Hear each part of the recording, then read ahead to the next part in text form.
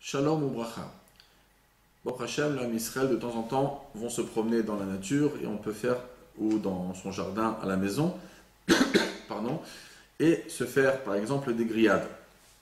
Quand on fait aujourd'hui une grillade, il faut savoir que nos viandes, Baruch Hashem, sont déjà cachérisées. Donc la grillade n'est pas là pour sortir le sang de nos viandes puisque c'est déjà fait, ou de nos poulets.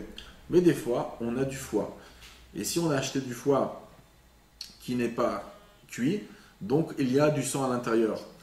Alors la grande question qui va être, c'est est-ce qu'ils vont pouvoir facilement se toucher, la viande et le foie, et est-ce qu'on pourrait mettre par exemple de la viande sur le même grillage qu'on a posé le foie juste avant. Alors, idéalement, c'est bien de s'habituer de ne pas faire en même temps le kaved, parce que des fois la hauteur n'est pas toujours aussi bonne pour que le foie soit plutôt vers le bas, etc. Donc, c'est important de s'habituer, c'est une bonne chose de griller l'un après l'autre, de ne pas les griller l'un à côté de l'autre.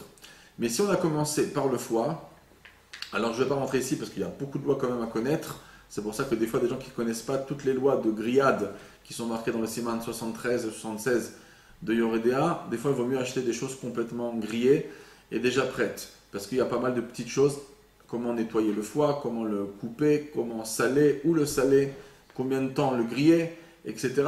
Donc, ça peut poser des fois des questions. Mais pour les connaisseurs, alors il faudra faire attention que si on a grillé le foie avant la viande, de ne pas déposer la viande juste après avoir retiré le foie.